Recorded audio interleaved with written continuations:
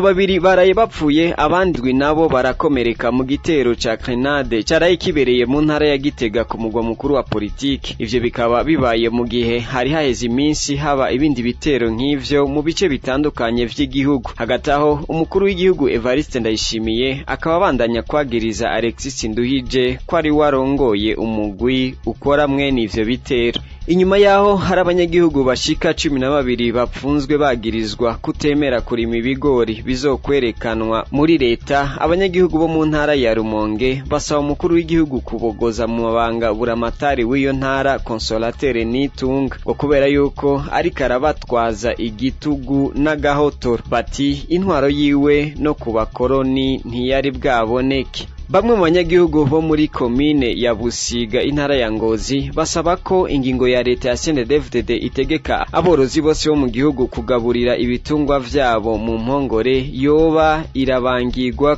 kuko ngo irahakwa gucanishamwe abanyagihugu. Aho ni mu gihe bivugwa ko aborozi baja kwiba ubwatsi mu mirima y'abanyagihugu mu masaha y'ijoro. Kuri mikro ijwi mwumva ni ry'amahoro Patient, nayo muhinga bw'ivyuma hari Jisene Manirakiza. Idonido ya hamwe na yandi turikurikirane mu kanyisase kazi.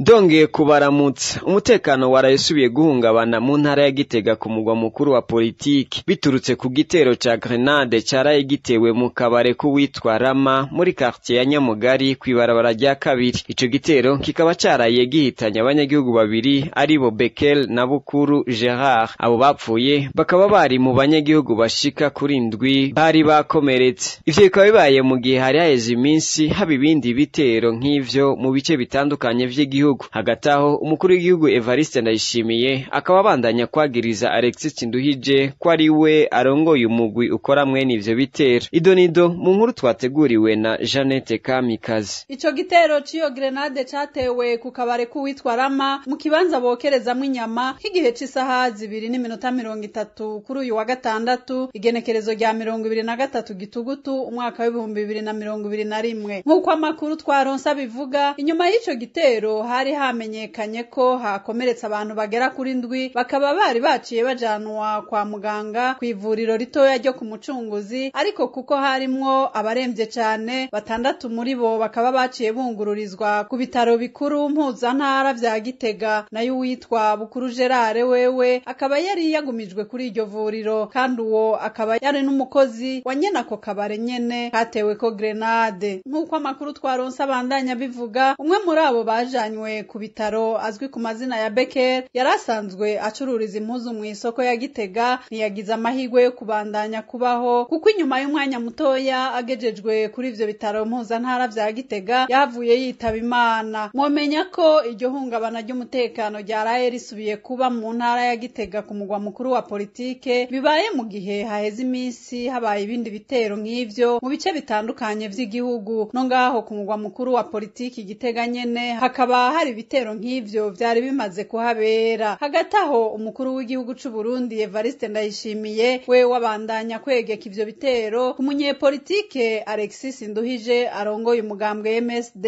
ko ari warongoye umugwi w'iterabwoba ngo wowe uri kurakora mwene ivyo bitero. Ubuherutse akaba yabibwiye umukuru w'igihugu ca Tanzania Samia Suluhu Hassan ko yomufasha kugwanya uwo mugurongowe na Nduhije Alexis kuko ngo ari umugwi ushobora guhungabanya amahoro n'umutekano mu karere kose. Ivyo akaba yabishikirije inyuma yaho umushikiriza manza kizigenza wa Republika yaheruka kwagiriza Alexis Nduhije nyene ko ari warongoye umugwi w'iterabwoba ngo wirigura akora ibitero vy'amagrenade. Yamara Alexis Nduhije co kimwe n'umugambwe w'iwarongoye bakaba barahakanye ivyo bagirizwa, mbere bakavuga ko ivyo bitero ngo bishobora kuba bikorwa no gwaruka rw'imbonerakure z'umugambwe uri ku butegetsi. Ivyo Evariste Ndayishimiye yarayavuze bikaba bije bikurikira ivyo yaheruka gushikiriza mu nama y'ishirahamwe mpuzamakungu ONU, aho yari yavuze ko ahagaritswe umutima n'umugwi w'iterabwoba witwa Red Tabara. Yamara naho umukuru w'igihugu ashikiriza ivyo vyose, abanyagihugu bo bose ko babibona kuko babandanya bamenyesha ko igihe cose inzira z'ibiganiro zizotegwa kagere mu Burundi ko abanyagihugu batazoreka gufata izindi nzira harimwo n'izo gukoresha ibigwanisho. Bagahanura ubutegetsi bwa Ndayishimiye gutunganya badatevye ibiganiro vyohuza imigwi yose yegwa n'ibibazo bihanze Uburundi mu ntumbero yo gutora umuti urama. Mu gitero ca grenade caraye kibaye ku mugwa mukuru wa Gitega haravugwa inyuruzwa ry'abagabo babiri wakomerekeye muri ico gitero na mugenzi we yaramuherekeje kwivuza bakaba bakuwe kw'ivuriro aho bariko baravurirwa muri iryo joro nyene ryejo. Umwe yari yakomeretse akaba yazindutse atogwa ikiziga, mugenzi we nawe gushika ubu akaba ataramenyekana irengero ryiwe. Mu muryango wiwe bakaba batabaza bakavuga ko gushika ubu batazi uwabo ko akiri muzima canke yapfuye, ariko bakaba bihebuye cyane kuko uwo bafatiwe hamwe yamaze gutogwa ikiziga. Abanyagihugu bayaze na radio Haguruka bakavuga ko bitumvikana ukuntu umuntu yonyuruzwa akuwe aho yariko aravurirwa hama ngo ace atogwa ikiziga bukeye. Ngo leta ya CNDD-FDD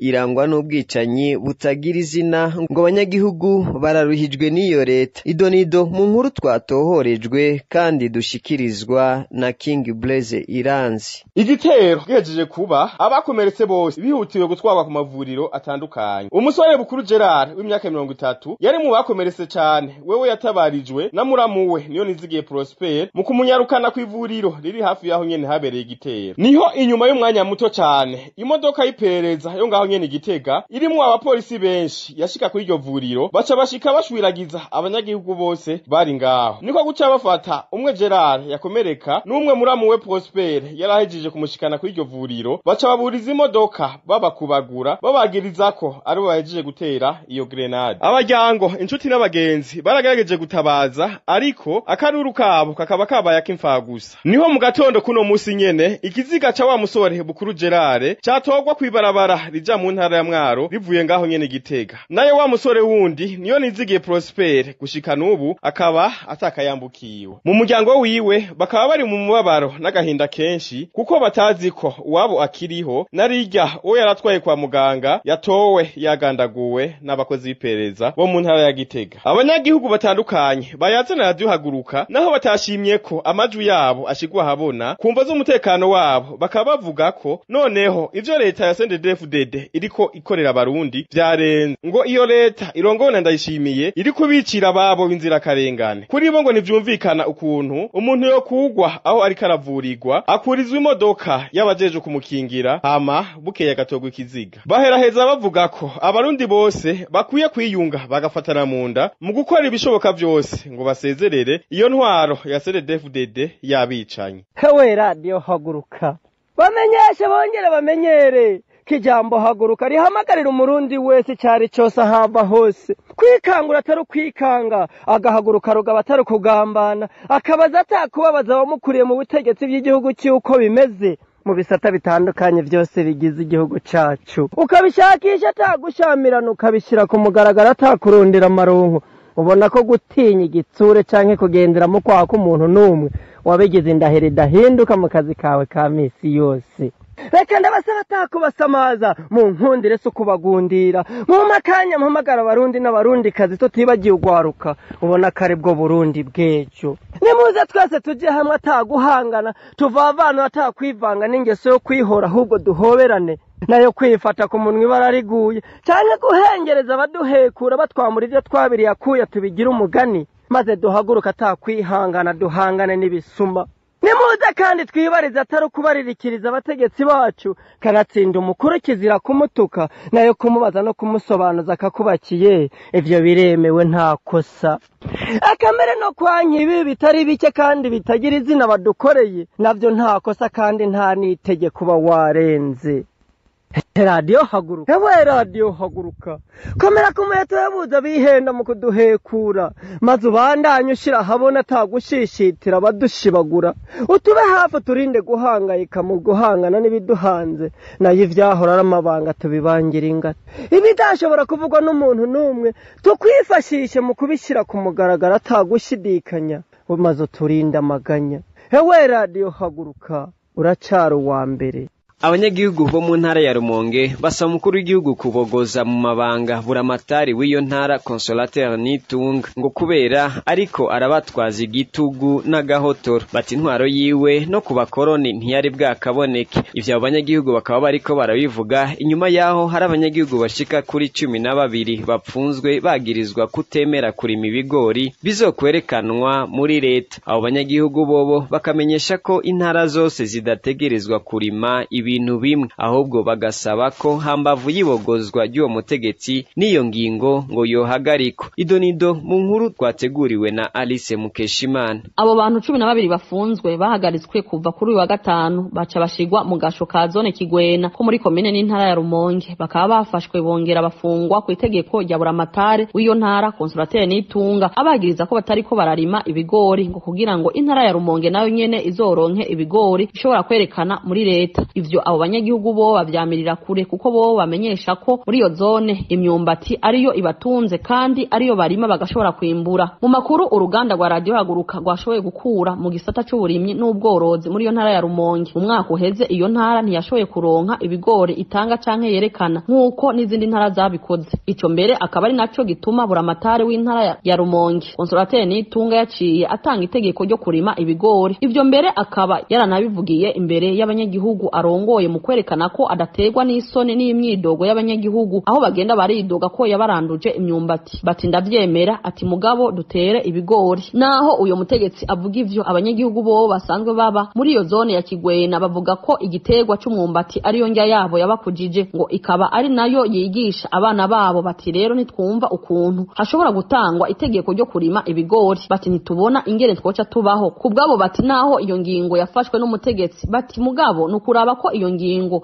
yoba yarizwe neza kugira ngo igire akamaro. Bavuga ko badatahura igituma intara yose yotegerezwa kurima bimwe. Mwomenya ko atari yo rya mbere buramatari Consolateur Nitunga afata ingingo zidashimisha abanyagihugu arongoye. Mu minsi iheze akaba yaheruka gufata ingingo yo gushinga itegeko kubunguruza abantu hamwe n'abarangurira imirimo itandukanye mu Rumonge ko botanga amahera yo guterera umugwi w'umupira w'amaguru userukira iyo ntara, ingingo atamwanya yamaze kuko yiyamirijwe na benshi. Kuri ivyo byose rero abo banyagihugu basaba umukuru w'igihugu kubogoza mu mabanga buramatari w'iyo ntara Consolateur Nitunga ngo kubera ariko arabatwaza igitugu n'agahotoro. Bati intwaro yiwe no kubakoroni ntiyari bwakaboneke hambavu y'ibogozwa ry'uwo mutegetsi kandi bakaba basaba ko yohagarikwa. Ingingo ya leta ya CNDD-FDD itegeka aborozi bose bo mu gihugu kugaburira ibitungwa vyabo mu mpongore irahakwa gucanishamwe abanyagihugu bo muri komine Busiga intara ya Ngozi mu gihe bivugwa ko aborozi baja kwiba ubwatsi mu mirima y'abanyagihugu mu masaha y'ijoro. Musitanteri w'iyo komine ahamagarira abanyagihugu arongoye gutera ubwatsi mu ndimo zabo hamwe no kugwanya bivuye inyuma mwe nabo bantu bagomba guteza umutekano muke. Bamwe mu borozi baganiriye na radio Haguruka bagasaba ko iyo ngingo yari kuba irabangirwako ahandi hoho ngo bisa no kugomba kubaniga. Idonido mu nkuru twateguriwe na Aline Munezero. Kuva ku igenekerezo rya 4 uku kwezi kwa Gitugutu umwaka wa 2021 igihe hatangura gukurikizwa ingingo ibuza aborozi bitungwa gusubira kubiturutsa ku gahinga maze bigaburire mu mpongore, haciye hatangura icuka kibi hagati y'abarimyi n'aborozi muri komine Busiga intara ya Ngozi. Abarimyi bagiriza aborozi ko bahengera mu masaha y'ijoro bakaja mu mirima yabo kurandura ubwatsi baha ibitungwa byabo. Mu nama yo ku munsi wa gatanu w'indwi iheze yagirishijwe na Joseph Nahimana musitanteri wa komine Busiga yavuze ko ivyo bishobora guteza umutekano muke, agahamagarira aborozi ndetse n'abatagira ibitungwa gutera ubwatsi mu ndimo zabo. Barabahaye ikintu cyo gutera ubwatsi. Tumaze iminsi twumva abantu bibana ubwatsi n'inajo ni kuvuga ajya kundi niro subizamo ubundi bwatsi aho ugeze hose kuya mikoro twababwira muce hirya no hino mutere ubwatsi. N'utagira igitungwa natera ubwatsi kuko abafise ibitungwa bazomugurira utere byinshi ntamuzoje umukatira ati mpaya umukatira ati mperezaya ugatunze igitungwa nawe usanga urabayeho kubera ubwatsi bwawe. Kandi ubwatsi nabwo muje murarira twari umusara bagize bana bahengera abantu bagiye gusenga bagaca bagenda kwiba ubwatsi. Ni ukuvuga abasoma mubafashe ni kubashengeza bahanwe twishinja amategeko kuko ujya mu ntara yagize umugambi wo gatera ubwatsi nawe ugaca ugenda ukamwononera ubwatsi niho ugomba ko umugambi yakoze utera imbere. Ni ikintu gishobora guhungabanya umutekano vyongeye nk'uko vyabandanije bivugwa na musitanteri wa komine Busiga ngo hari n'aborozi b'ibitungwa barandura ivyatsi bakajaniranya n'ibindi biterwa. Aha uwo mutegetsi yagiye ko atera kamo abakuru b'imitumba gucungera ko umuntu wese yahira mw'itongo ryiwe hamwe no gukurikirana neza urudandazwa rw'ubwatsi. Kandi n'abantu bagenda myaba bakandi imyaho bakayitwarana n'ivyatsi bagacagenda guha inka zawe. Inka yawe nawe utagira itungwa nirijya buri washinze hajya. Nico bituma abantu birirwa barahira bagenda nitugunira muraba ahantu mwahira. Nase kwahira ivyatsi by'abantu. Umutse niyahire iwe. Amasoko nayo umuntu afise ubwatsi avuga ko adandaje yabuteye umukuru w'umutumba aramuzi.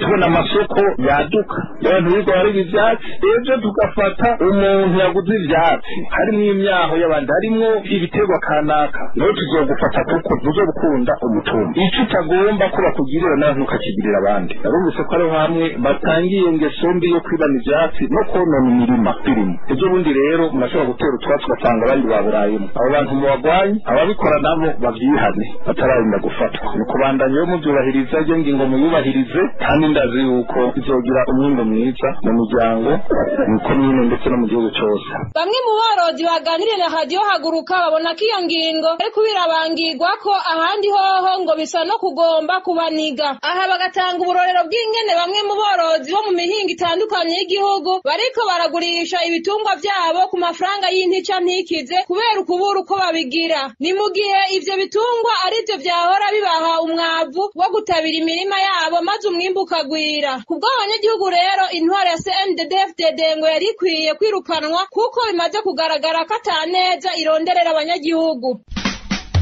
Abanyakuri nibo bagomba kurwanywa mu gihugu cy'Uburundi murabibona murabyumva. Mwumve ko birababaje harageze yuko Uburundi burangwa n'abashinga ntaye n'abafasoni b'imitima bafise umutima runtu. Harageze barundi kazi. Oya trop c'est trop. Tuvi buzimu tujibuntu.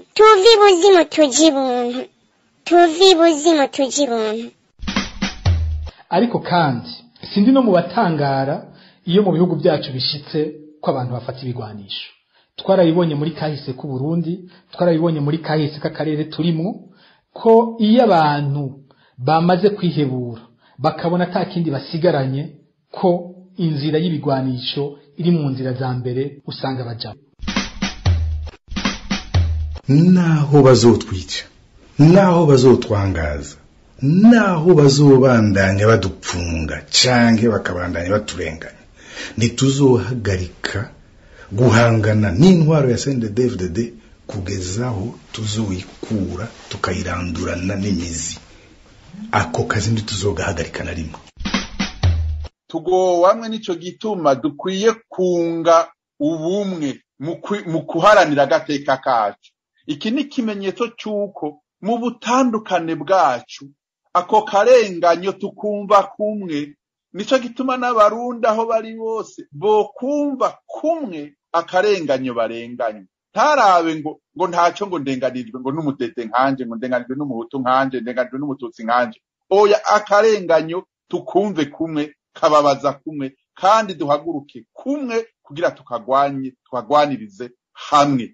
tukagwanirize hamwe.